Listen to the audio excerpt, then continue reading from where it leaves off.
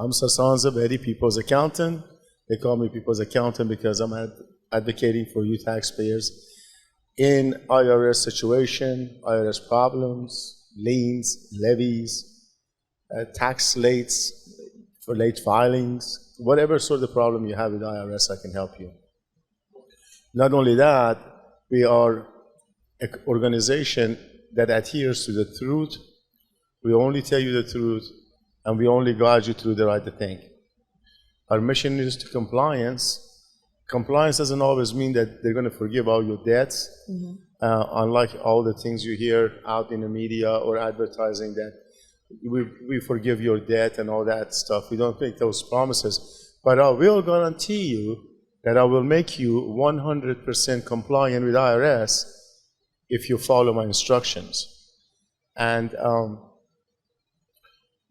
educational arm of our organization is designed to educate the taxpayers to be compliant, and we use a lot of resources in education because I believe there is a lot of misinformation out there. Don't you think, Courtney, you're dealing with a lot of people out there?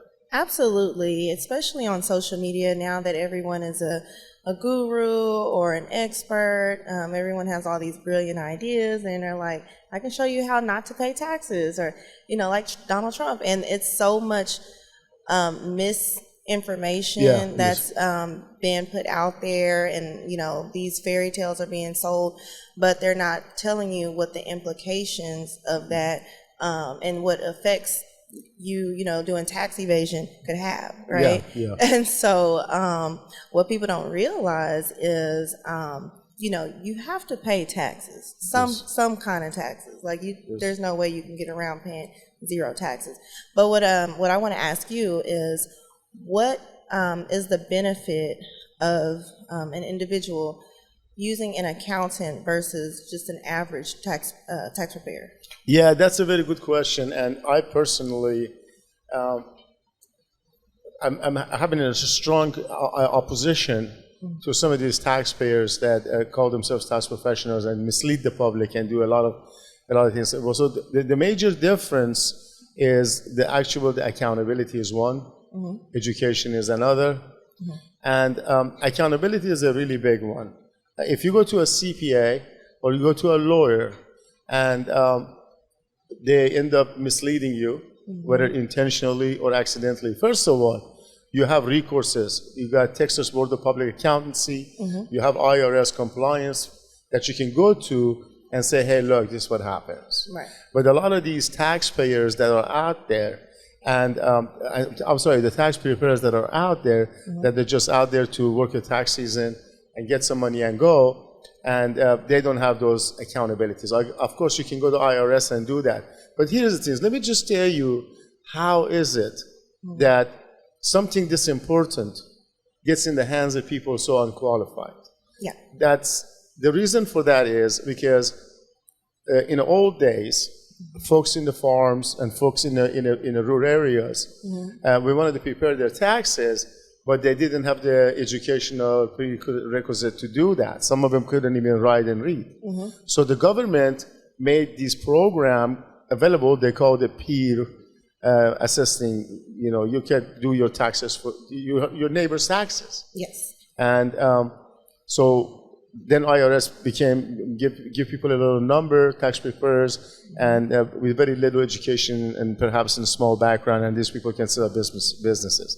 I don't have against these people anything. Some of them are very, very, very professional. They do a great job. But I just advise people to go to people who, first of all, are local. Like us in our organization, that's the people's accountant, and in Hispanic, you know, my Hispanic friends call me El Contador de la Gente, and I help a lot of Spanish entrepreneurs. In our organization, we make a huge emphasis on education and trying to be available all year round. Yeah. So go to the people who are local. They have a concierge type of service. Yes. That you can get them on the phone. It's a really good sign that you can get them on the phone without any respond to your email and things like that. Those are good signs. And of course, you can always call me and Courtney. Yeah, absolutely. To your point about the peer-to-peer preparation of taxes, at the last IRS convention that I was at, they were kind of explaining how the IRS at one point was trying to do like background checks and put all these like things in place to make the average tax preparer more qualified. And they actually got sued by other tax preparers and said that it was unconstitutional. So that's another reason why anyone can just sign up and get a PTIN number and start doing taxes tomorrow. A lot of people actually are preparing taxes without a PTIN number or with an expired PTIN, but because the IRS, they still have like old systems in place. It's way too many of us versus them. So they're slow in catching up and catching on to like all these scams and scammers and things like that. But what I will caution the viewers is if your preparer or whoever your professional is that's preparing your taxes, if they're encouraging you to pay zero taxes, that's a red flag because they don't have your best interests at heart. If anything comes back on your taxes, you're ultimately responsible for it, you know, because you signed and, you did all of that. So it's very important, especially if you're a small business owner, to work with an accountant that can help you do tax strategy, tax planning, so that you can qualify for loans, you can qualify for that home. You're not showing that you only made $11,000 per year.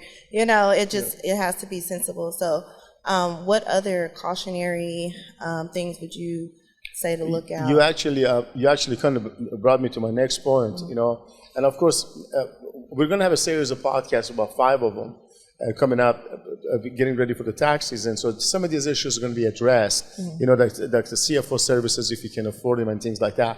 But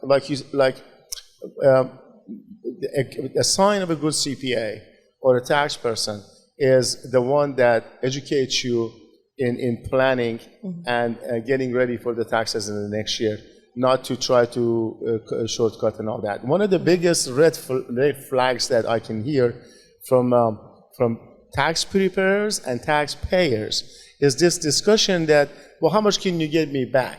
Or how much you're going to charge me? You know what I mean? And stuff like that. It's always a red flag for me when the client asks me, well, how much you going to get me back? I said, well, I'll get you back every penny you deserve, but also keep you out of jail. Keep both of us out of jail. Qualify for. Let's say that we'll get you the maximum refund that you qualify. Qualify for. So that's very important. Yeah, and I have had some clients, unfortunately, they got victimized by these professionals, and the refund got delayed, and they got identity theft. And another thing that you wanted to ask, in fact, this is something I'm presently dealing with. You want to ask your tax professional and CPAs what kind of a cyberspace security they have, and how secure your data is. Data breach is definitely huge, and it's very important because that's like the new gold. These hackers are looking for any and all kind of like information, social, and your preparer has your whole life in their hands. They have your date of birth, your social, your ID, your address, your financials, your kids' information. So you definitely want to make sure that you're working with someone that's going to keep your data secure and not just, have everything just, open. Just whatever it is. So what to look for is that you can directly ask them that are they compliant with the IRS and FCC cybersecurity requirements. Courtney and I spent thousands of dollars in our firm to secure our softwares, our computers, and things like that. So our clients are protected. And of course, I have to charge you more because my expenses are higher. So if somebody says, well, I'm going to charge you $200 to your tax return, they're probably going to lose money because it will cost us about $100 to $150 per client to secure their data. So that's another thing you want to look at. Yeah. No, absolutely, 100%. Anybody could just pull up with a laptop and say, hey, I can do your taxes, but you want to make sure they're doing it professionally, accurately, and like you said, you can ask questions. They have the answers for you, or they know where to go get those answers from, and not just kind of Yeah. telling you anything. For example, so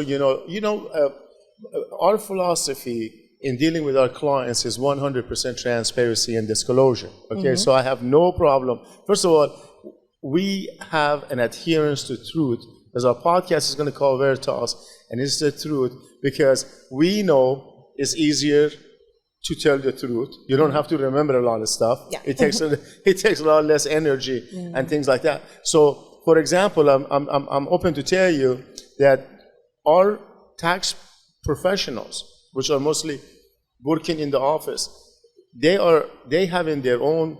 We provide a laptop for them with the firewalls on it, and the security check on them 24 hours 7. We monitor every traffic, every taxpayer, every little item that gets entered into their softwares and their computers. But if somebody meets you in a Starbucks, that's one of the worst places on the planet to share your financial. And it's a good place to have a cup of coffee and maybe listen to some music.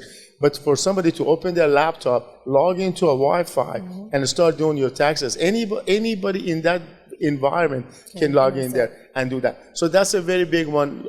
I have clients that they've been dealing with the identity thing for 2-3 years, and we're trying to fix it.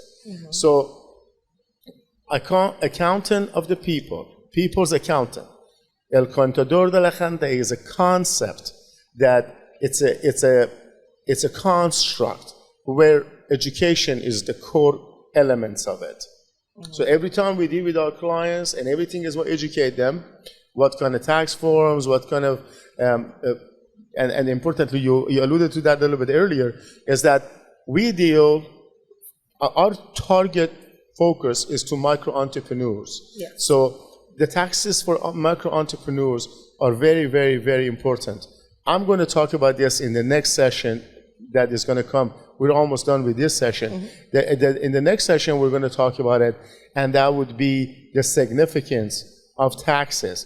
Before we go to the second session, I want to leave a question with you. Just think about what is the largest expense or the largest investment of your life in this country. And we're going to answer that on the next session. Absolutely.